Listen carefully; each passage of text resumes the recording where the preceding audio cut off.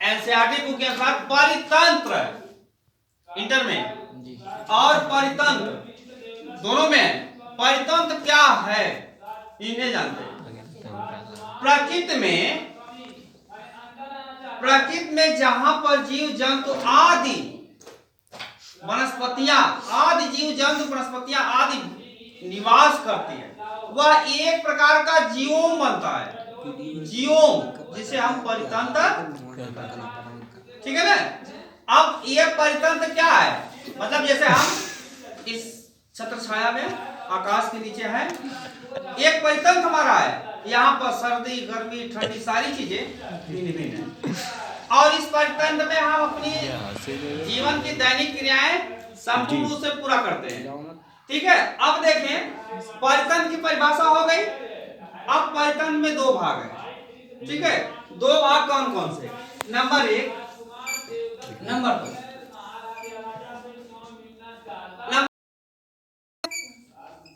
जैविक और अजैविक, ठीक है ना। नया भाग मिल गया ना, जैविक और अजैविक। अब जैविक क्या है, अजैविक क्या है।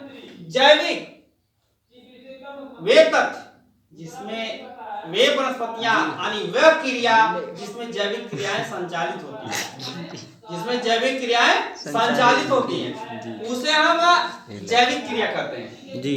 और अजैविक क्रिया वे क्रिया जिसमें जैविक क्रियाएं संचालित नहीं होती, जैसे नदी, तालाब, पत्थर, मिट्टी, पहाड़, क्या इसमें जैविक क्रिया होती है नहीं होती है। और गाय, भैंस, पक्षियां, बकरी, पौधे, बकरी यानी इसमें जैविक क्रियाएं होती है, ठीक है ना जी। तो कहने का अर्थ है कि जैविक क्रिया इसमें, अजैविक इसमें। इसका एग्जाम्पल में आपका पहाड़, नदी, तालाब, झील, झरने जी, जिसमें जैविक क्रियाएं नहीं होती हैं और अजैविक में ये क्रियाएं होती हैं। अब देखिए हम अजैविक को लेकर चल रहे हैं आगे, जैविक को लेकर चल रहे हैं। इसमें एक प्रश्न आता है पोषण, देखें एक प्रश्न आया पोषण। पोषण किसे कहते हैं, समस्त जीव जंतु वनस्पतियां आदि की शरीर की समस्त क्रियाओं को सुचारू रूप से चलाने के लिए जिन पोषक तत्वों की आवश्यकता होती है उसे हम पोषक कहते हैं, ठीक है ना जी। शरीर की समस्त क्रियाओं को सुचारू रूप से चलाने के लिए जिन पोषक तत्वों की आवश्यकता होती है उसे हम पोषण कहते हैं। अब आइए हम पोषण को देखें क्या है जी। पोषण देखिए भाई 3 प्रकार जी जी, ठीक है जी। नंबर 1 परपोषण, परिपोषण। नंबर 2 स्वपोषण और तीसरा अपघटन, ठीक है ना। अब देखिए परपोषण, स्वपोषण, अपघटन। परपोषण जो दूसरों पर आश्रित रहते हैं उसे परपोषण कहते हैं, जैसे सर के जू, जोंक, किलनी जी, ये क्या है दूसरों को आश्रित रहते हैं जी। भाई किलनी भैंस, बकरे जी जी, जू हमारे सर पर। तो इस तरह से कुछ ऐसे विभिन्न प्राणी हैं जो दूसरों पर आश्रित होते हैं उसे हम परपोषण। स्वपोषण जो स्वतः भोजन बनाते हैं उसे स्वपोषण कहते हैं, ठीक है ना। तो स्वपोषण में जैसे पौधे हैं सूर्य की उपस्थिति में अपना स्वयं भोजन बना लेते हैं, उनको जरूरत नहीं है ना जी। तो इस तरह से स्वपोषण की एग्जांपल है। अपघटक, अपमार्जक, अपशिष्ट जी, मतलब एकदम बेकार जी। ये पदार्थें प्राकृतिक में सूर्य की उपस्थिति में प्राकृतिक विघटन में भिन्न भिन्न परिवर्तन होते रहते हैं, इसलिए इसको हम अपघटक कहते हैं। अब आइए हम इसमें देखते हैं परपोषण, स्वपोषण, अपघटक में क्या क्या चीजें आती हैं जी जी। नाम आ रहा उपभोक्ता, ठीक है ना। पर इन्हीं पोषणों के अंतर्गत आता है उपभोक्ता। उपभोक्ता क्या है? जिस प्रकृति में जितने पदार्थों को प्राकृतिक में कुछ ऐसे अपशिष्ट अपशिष्ट पदार्थ हैं जिसको अर्जित किया जाता है, अर्जित करके माने भोजन के रूप में हम प्रयुक्त करते हैं, पोषण करते हैं, ऐसी प्रक्रियाओं को हम उपभोक्ता कहते हैं। उपभोक्ताओं में देखा गया है ये उपभोक्ता 3 प्रकार के हैं। ठीक जी, उपभोक्ता 3 प्रकार के हैं। देखिए, एक उत्पादक आपका है इसमें आ रहा, और वही जो उपभोक्ता है उत्पादक उत्पन्न होने वाला। ठीक है ना? तो उपभोक्ता में 3 उपभोक्ताएं हैं जिसका नाम होता है प्राथमिक उपभोक्ता, द्वितीयक उपभोक्ता, तृतीय उपभोक्ता और चतुर्थ में अपघटक आ जाता है। ठीक है? ठीक। प्राथमिक उपभोक्ता कौन सा है? टिड्डा देखें जी, वो प्राथमिक उपभोक्ता है जी, जो सीधे फसलों को खाता है जी। ठीक है। अब यही प्रश्न आता है जी, खाद्य श्रृंखला जी। ठीक है ना जी। अब यही आता है खाद्य श्रृंखला। तो खाद्य श्रृंखलाएं क्या है? किसी भी पिरामिड में स्तर बाई स्तर अंकित करने की संख्या के आंकड़ों को पिरामिड कहते हैं। अब देखिए पिरामिड क्या है, प्रश्न आ गया। तो प्राथमिक उपभोक्ता, द्वितीय उपभोक्ता, तृतीय उपभोक्ता। प्राथमिक उपभोक्ता टिड्डा आता है, द्वितीय उपभोक्ता खरगोश। भाई टिड्डे कौन खाता है? खरगोश वही खाते हैं। और खरगोश चूहे कौन खाता है? यार बिल्ली है ना, वो उनको खाते हैं। तो इस तरह से ये जो है प्राथमिक, द्वितीय, तृतीय 3 उपभोक्ताएं गिने गए। इसी में देख लीजिए पिरामिड जिसे हम कोण स्तूप कहते हैं। अब देखें इस कोण स्तूप में जी 1 2 3 4 बनाए जी। अब इस उपभोक्ताओं में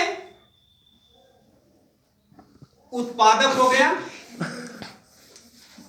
फसल। अगर मान लीजिए फसल आपकी